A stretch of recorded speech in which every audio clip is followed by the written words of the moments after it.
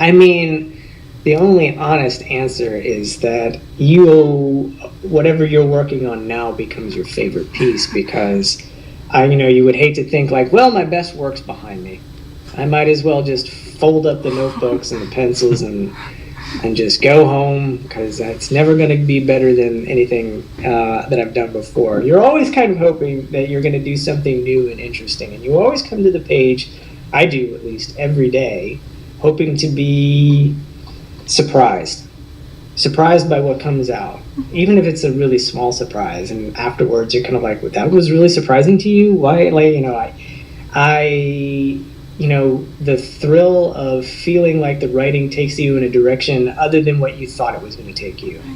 I laugh a lot when I'm here. I amuse myself. I crack myself up by the stuff that comes out. Sometimes I'm deeply moved.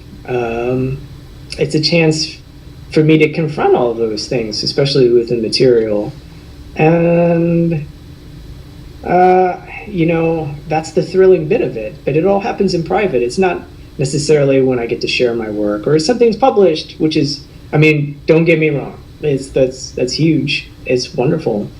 But if you don't love the process of writing because it's an activity that you do every day, and you have just the thrill and the pull of the work that brings you back to the table day after day, there would be no point in it. I have another friend, the poet Philip B. Williams, who said something to the effect that, because we get competitive with one another, or at least there's an expectation that like, oh well, maybe you should feel competitive in a certain way, but he said that I'm not in competition with you, you're not in competition with me, I'm in competition with myself. And that's essentially what drives us, I think, to keep coming back and producing new work. It's just, you're chasing something. And I hope that my best work is ahead of me. But I'm also very proud of the work that I've managed to get out. In particular, Havoc. And I think it was because, the first story I published was in a literary magazine called Gulf Coast. And that was, good Lord, 2014, 2015, something like that. That one came out really fast. I have no idea how, almost in retrospect, how it happened. I believe it's DeLillo who said, like, your first book comes out in a white heat, and the second one is the one where you teach yourself to write.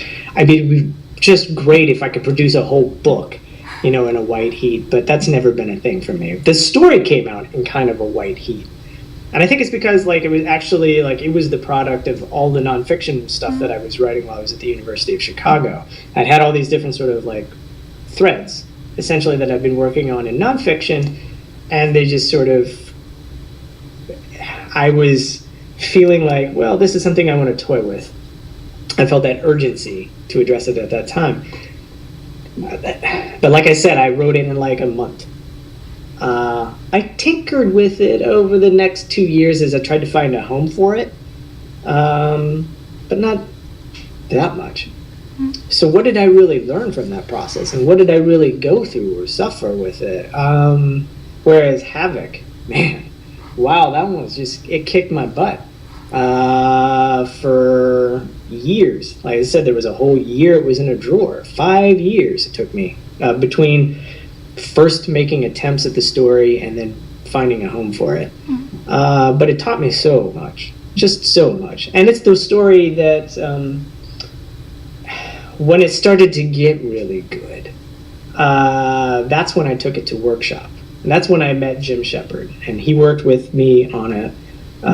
He was incredibly generous with his time and his attention, and even in advocating the story for publishing in some venues. And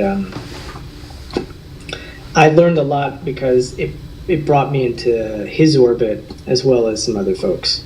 And I would say, so I have a soft spot in my heart for that story as well.